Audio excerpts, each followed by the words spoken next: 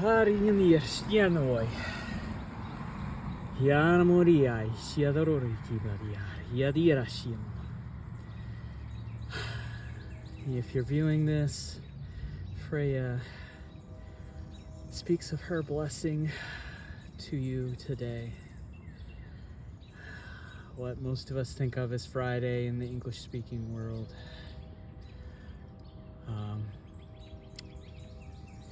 But in a move back in time, a move to recover that which many of us have lost, at least in an external form that we can look to and ground into our lives, it is Freya's day. And well, I'm all hot and sweaty, so rather than show me, this seemed a better choice, and I think Freya agrees. The Freya energy wants me to remind you that tomorrow, rather than thinking of it as Saturn's day, Saturday, it's been coming in for a while now to be thinking of it as the birch goddess's day, Berka's day, or Berkan day could work as well, whatever sounds right to you. This is not a piece of birch, but I was given it just now as I was walking back to this spot with a reminder to just speak of that. I'm sure that I'll be posting something tomorrow for Berka's Day, the birch goddess. Today, again, Freya has been coming in so strong this week. I can't even tell you. Yesterday, if you watched my message from yesterday for Thor's Day,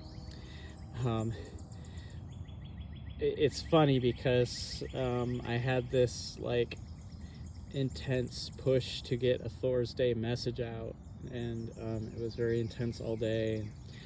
But I've realized that it was really just to make way for the Freya energy to come in, and yeah, because that energy was really, really strong, has been really strong all week.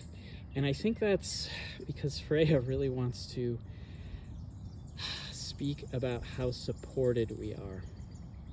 And that came through yesterday in the Thor's Day message. But see, Thor walks around, with his hammer and gets into trouble. And he gets out of trouble with trickery and with help from the gods and everything. But Freya is here to say, yeah, Thor's like a little baby to me. I'm ancient beyond reckoning.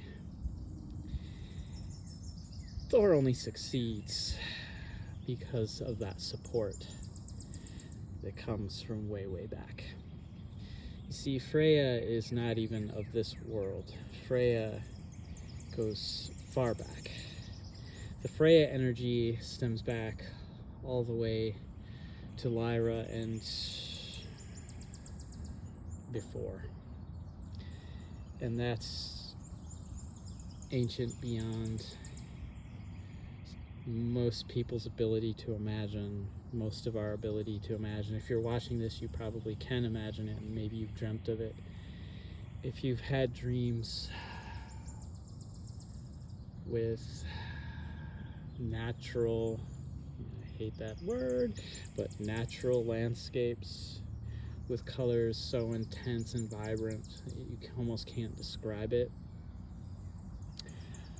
where there's almost no need for song because everything is singing and you can hear it, not just with physical ears but inside of you.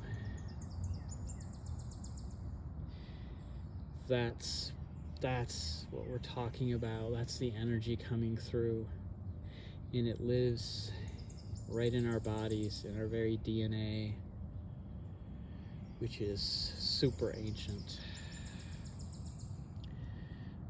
Not in its current form. Yes, of course it's physically evolved and changed, of course. kind of like a big duh coming up right now. Don't let the physicality of that dull your senses to what is true.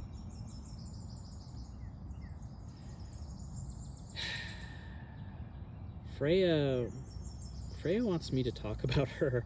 She wants me to tell just how open she is. And the way she let me know that, get a little critter stuck. Oh, that is very hot. This is the Freya energy as well. Don't know if I actually caught that on camera. No. But yeah, this is, and this came out earlier in the week when I was talking to my brother actually about Freya a bit. And at that time I said something like, Freya is like when you're a little, barely able to walk child, pre-kindergarten type age, right? And you find something and you bring it to your mother figure. Something just flew into my mouth. It's very alive out here right now.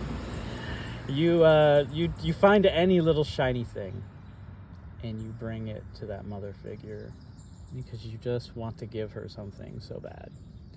That is, and Freya is the mother figure who takes that, even though it's, something like this, just a can opener, right? Off of a soda can.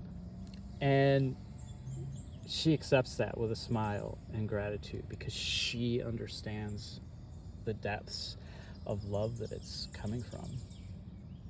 Similarly, she wants us to know that there's nothing that goes beyond like being quote unquote useful or beautiful or worthy of being noticed, right? I was led to pick up this dandelion that has lost, most of its, all of its yellow, and it's gone to seed, and most of the seeds are gone. And you have this beautiful, beautiful, lovely star shape here, right? There is so much beauty in the world, and Freya wants all of us to get out and see it, to remember her and give her little gifts. One way you can do this is to set up a little Freya shrine. I was very drawn to this particular because in my knowing of Freya, she encompasses all the stages of life. And from the feminine aspect, there's a very ancient understanding of this as the mother, the maiden, the crone, or the maiden, the mother, the crone, the stages of life, right? There's a time for beginnings and youthfulness and idealism and dreams leading up to, fertility, and then that period of fertility and of mothering, of producing, of caring for, of giving, etc.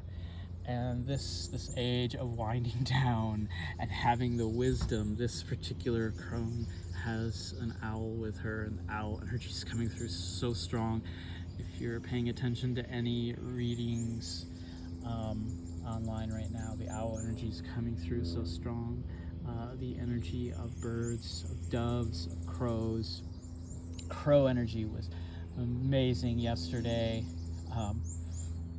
That is, for me, that leads into raven energy.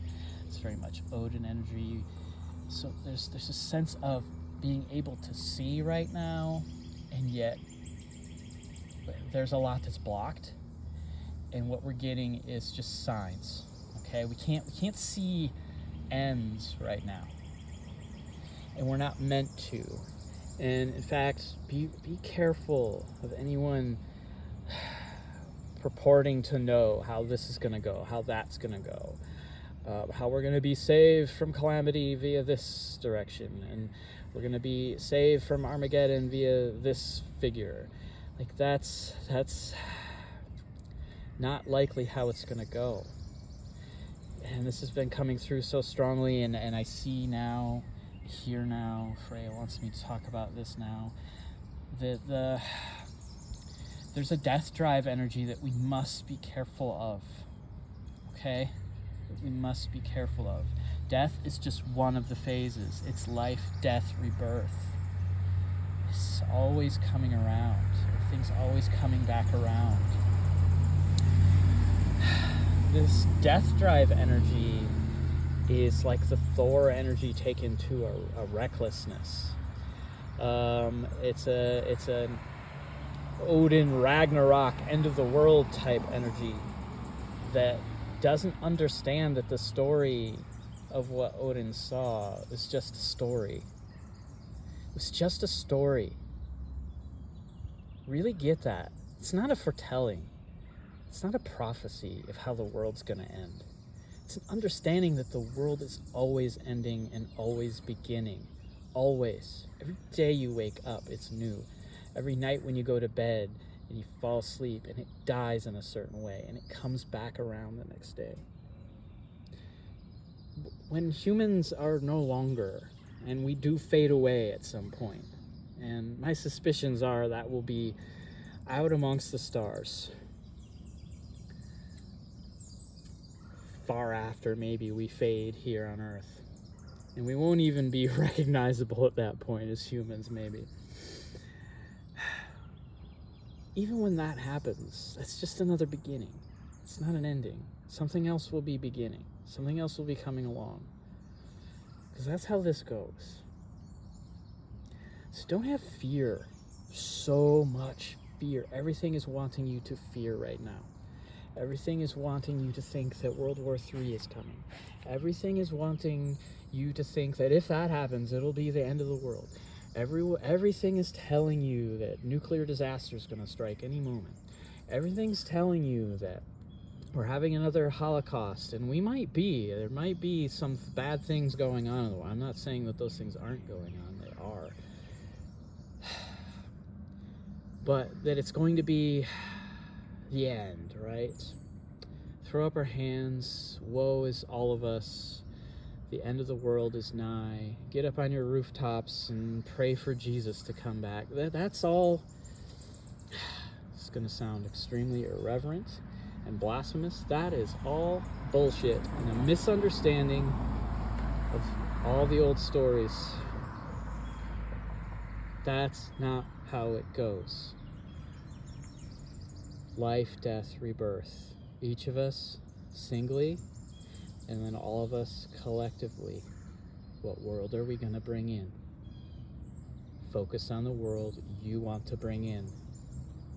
Focus on grounding that world into place in your own life, in others' lives around you.